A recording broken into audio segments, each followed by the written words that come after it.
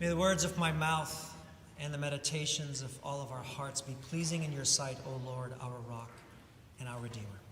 Amen. Please be seated. Good morning, everyone.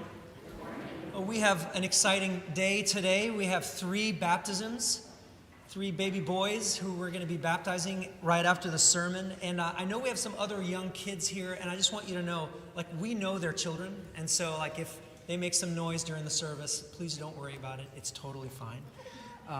But I am going to just share a few thoughts today on the idea of bearing witness, and then we'll move on to the baptism.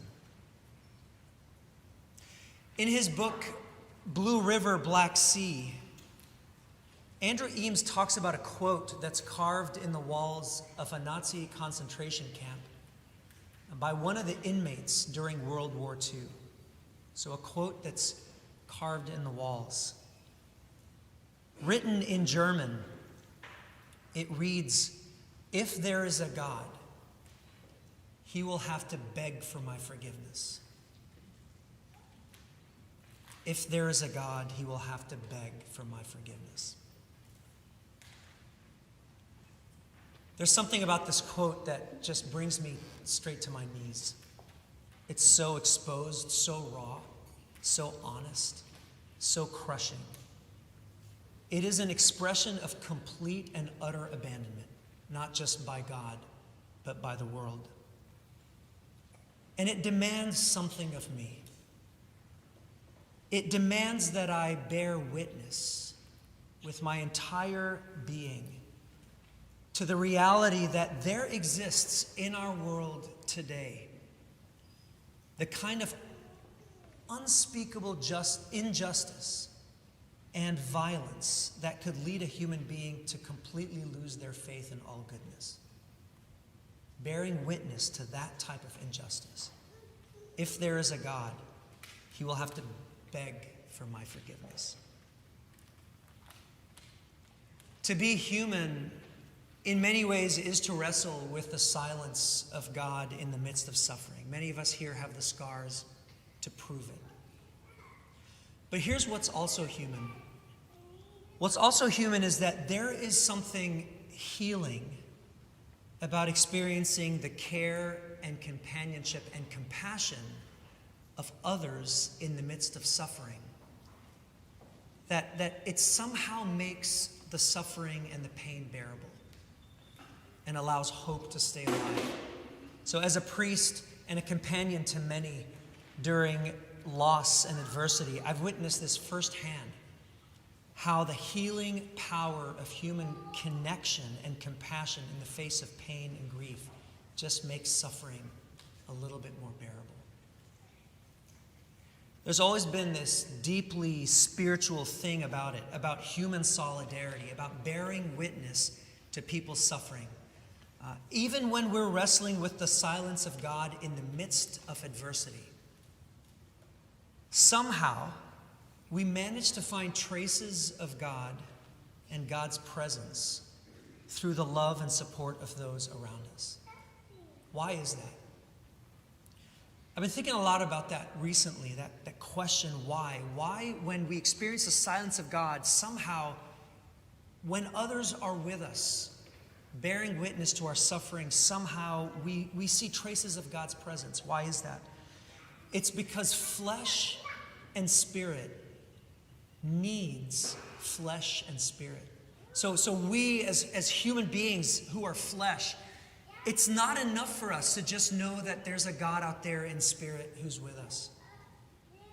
We need flesh to bear witness to our suffering. And somehow those things are not reversible. So if we feel the presence of God, but we are completely abandoned by others, it's hard to connect to God in that space.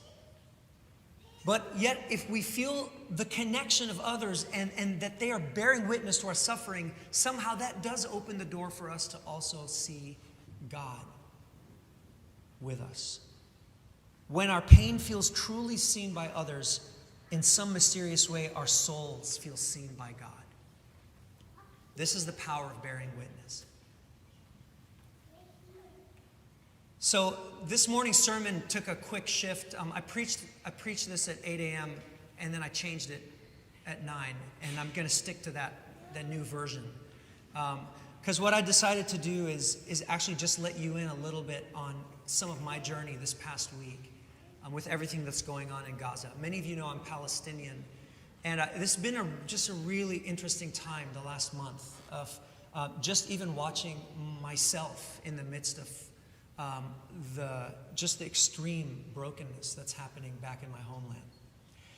But one thing that you should know is that I have just not wanted to talk to anybody about this. Those of you who've come up to me and just showed your support and compassion, I've said thank you, but I have not engaged in conversation around it. I just haven't wanted to. I've kind of insulated. Again, very interesting dynamic that's happening within myself. But last Saturday, a week ago, I was at my gym, and one of my friends came in, and she interrupted. I was talking to someone else. She came and she interrupted, and she said, "I'm so sorry. I've been meaning to give this guy a hug for 3 weeks now." And she just gave me this big embrace. And there's something about her in particular, because we've chatted a lot. Her and her husband they've had us over to their home, and we've talked about all kinds of things related to life and family and all this. And I don't know, for some reason, I just started pouring. I just shared with her everything that's going on. And I went up to her afterwards, after kind of we talked a little bit, and I was like, oh my God, I'm so not used to just talking about this, right? Like it was just coming out, like throwing up all over her. And I went up and I just said, look, I just want you to know I'm not doing this with people, but this tells me something about how safe I must feel with you, that I would be that open. And she said, well, why don't you come over tonight? We're having some friends over. Just take a break. And I said, I promise I won't be talking about this. She'll talk about whatever you want to. Just come over. So I was actually really excited. So I went over to her home. And her husband, really, like I said, good friends of mine. And then people started showing up. And I was just really looking forward just to a break. Like I haven't done this with anybody since the whole Gaza war started. So just kind of putting myself out there, being in community. And they started coming in, and another one of my buddies comes in, great guy, and with his partner, and she's also so wonderful. We actually all spent Easter together around the same table this year, but she's Israeli, and she walked in, and it was great seeing them, and then within a few moments, I noticed that she had a pin that was a Support Israel pin that she was wearing, and I feel like I would be okay with. I said I'm a middle child. You know, I'm kind of used to sitting in uncomfortable spaces. So I would have, under normal circumstances, kind of been okay. I mean, I've lived in Israel my whole life. I've seen, Support Israel signs. I drive by them all the time. When I drive by synagogues, we support Israel. Normally, it's not that big of a deal. But for some reason in that space, I felt like I had completely separated, my physical body from my emotions, that if I were going to stay in that space, I was going to have to be someone I wasn't.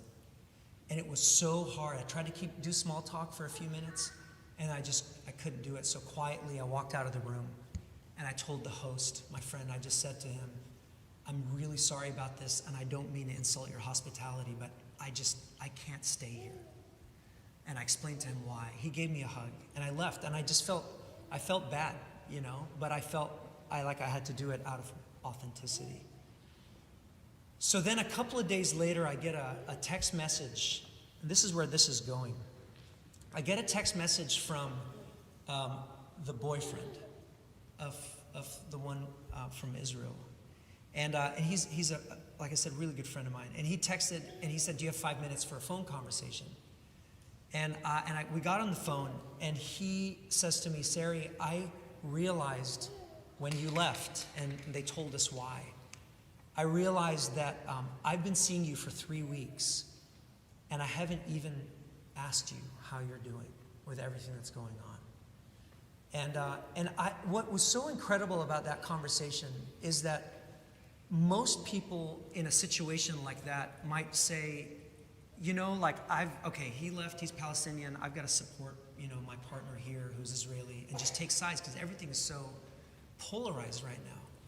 But he took those few moments just to say, I want to see you, and I want to let you know I'm here for you. Even though I don't understand everything that's going on, even though I'm in a relationship with others who might see things very differently, I want you to know that I see you as a human being. And for some reason, that conversation right there, again, I don't know why things are the way they are, but that meant more to me than anything anybody has said to me in the last month. And it was just this kind of going back and forth of feeling so unseen in one moment and then all of a sudden feeling seen. And I share that with you again just to talk about personally the power of somebody bearing witness. It doesn't even have to be someone understanding or agreeing with your suffering, but to bear witness and say, I see that it's happening. There is so much healing that happens there, and the world could use more of that. So I want to just say that the feminist Ellen Willis, in thinking about this idea of bearing witness, she once commented and said that bearing witness, it breaks a corrosive and demoralizing silence.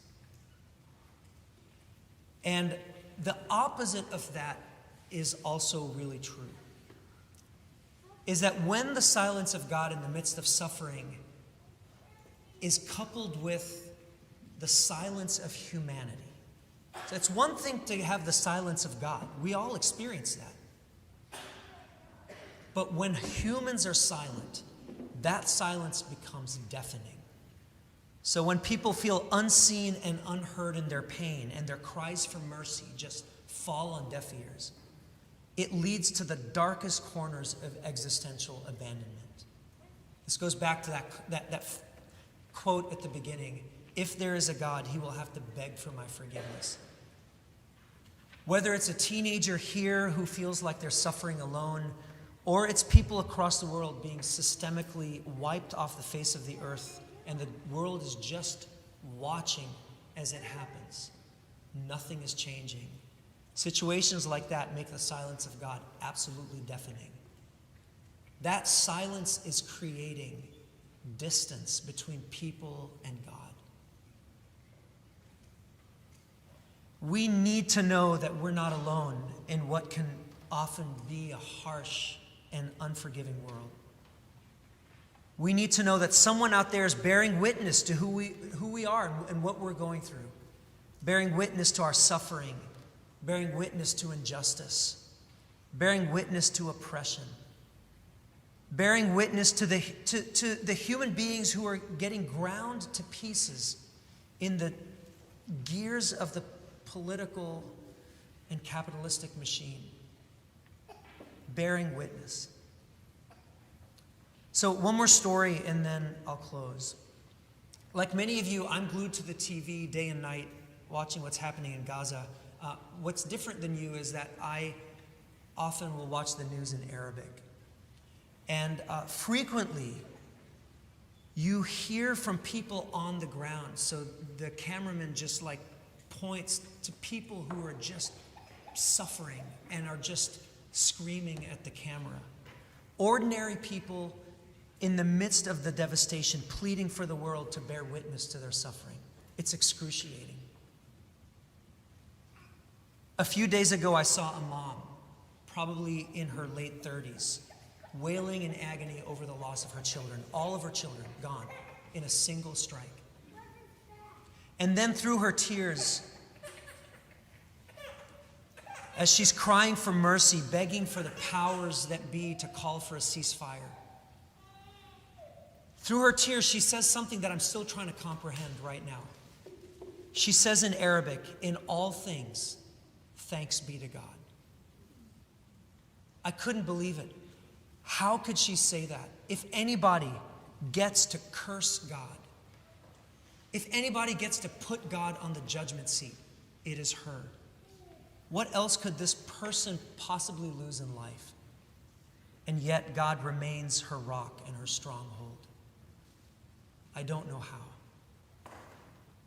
But what I do know is that I will not let her stand alone.